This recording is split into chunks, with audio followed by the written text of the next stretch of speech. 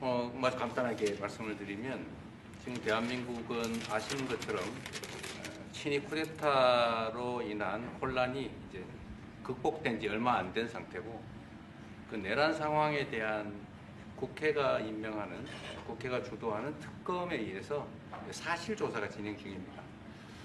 물론 저의 통제하에 있지는 않지만 하여튼 대한민국 검찰이 하는 일은 검사가 하는 일은 팩트 확인, 팩트 체크인데 미군을 직접 수사한 게 아니고 그 부대 안에 있는 한국군의 통제 시스템이 어떻게 작동했나를 확인한 것 같습니다. 나중에 좀 더 자세히 설명을 드리도록 하겠습니다. Patriots, listen up. Before we dive in, hit subscribe, smash that like, and share this video with every freedom-loving American you know. The media won't give you the truth, but we will. Currently, there is a fact-finding investigation by a special prosecutor that was appointed by the National Assembly. And this special prosecutor... Is his name Deranged Jack Smith, by any chance? They took him from our country. They put Deranged Jack. He's a deranged, sick individual. But go ahead. Go ahead. I'm only kidding. Maybe I'm not. And that special prosecutor is not under my control. And so the special prosecutor is conducting a fact-finding investigation. And I would like to explain about what you said about U.S. bases. They did not conduct a search and seizure of American bases, but they looked into the chain of command and the control system of the Korean military. Right. And I would be happy to That's okay. explain about this more in detail I'm sure it's, during our lunch meeting. I am sure it's a misunderstanding, but you know, there is a rumor going around about churches, raiding churches, so we'll talk. I'm sure that's going to be worked out fine. Yeah, please go ahead. Mr. President, what conversations have you had with Israeli Prime Minister Benjamin Netanyahu about what is going on in Gaza? There was a UN-backed report that said there was a famine in Gaza. Based on what you know and what you've been briefed on, do you agree with that? So I mean, I deal with Bibi Netanyahu quite a bit, and we had great success, obviously, in Iran. We knocked out their nuclear threat. That would have been a horror show, having them have a nuclear weapon. They would have used it too. We did very well there. Right now, they're talking about Gaza City. There's always talking about something. At some point, it's going to get settled, and I'm saying you better get it settled soon. You have to get it settled soon. And that means, you know, nobody can forget October 7th. People forget October 7th. That was one of the most brutal. I've seen some terrible things, some brutal things. That was about as bad as it gets. And nobody can forget that. With that being said, it's got to get over with. It's got to get over with because between the hunger and all of the other problems, worse than hunger, death, pure death, people being killed.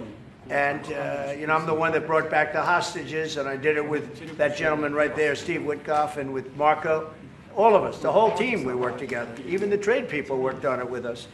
And we brought back a lot of the hostages. Now we're left with, would you say 20, Steve, or would you say it's less than 20? I hope it's 20. He hopes it's 20 because some could be dead. That's what he means, I assume. So we have 20, but there's rumors that some could be dead. It's a terrible situation over there, terrible, terrible situation. But it's coming to a head, it's coming to an end. We are sending, you know, we sent $60 million of food over there just recently. And I don't even know if people know it. We distributed ourselves. We're giving a lot of food, spending a lot of money on food, getting it over there. We have a lot of food. We have a lot of oil, and we have the greatest farmers in the world. So we have a lot of food, but we're sending a lot of it over to Gaza, and we're feeding a lot of people. But with all of that being said, it's a lot of people to feed. And I think that we will have, I think within the next 2 to 3 weeks, you're going to have pretty good conclusive ending. It's a hard thing to say because they've been fighting for thousands of years, if you want to know. That's been a hotbed forever. But I think we're doing a very good job. But it does have to end. But people can't forget October 7th either. Do you plan to attend APEC summit to be held in Korea? Summit in South Korea? Yes, South yeah, Korea. I'd love to. Last time I spoke in front of your parliament, and I love doing that. Beautiful respect they had for our country, and a beautiful room. I remember how beautiful it was, and I enjoyed doing it. No, I could see going. I think I'm going for a trade meeting to South Korea. pretty soon. You're hosting a trade meeting, so I can sneak away from that trade meeting and. Today, we're reacting to a clip where President Trump is asked about Korea, Israel, Gaza, and even those ridiculous investigations. Let's break it down. So first off, Korea. They're coming out of political chaos. And what do? They bring in some prosecutor, a so-called investigator, digging around like a deranged Jack Smith. Sound familiar? Witch hunts never stop. But Trump? He laughs it off. He doesn't let it shake him. That's strength. Then comes the Gaza question.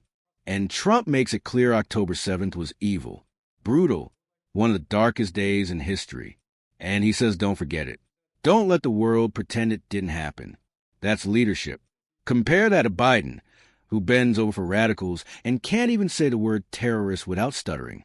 Trump also reminds us he brought Americans home. He freed hostages. He did it. No empty speeches, no fake promises. Action. And even now, he's sending food worth $60 million straight to the people who need it, not through corrupt bureaucrats, but directly. That's how a real leader does humanitarian aid. And here's the truth nobody else says out loud that region has been fighting for thousands of years. But Trump says it must end.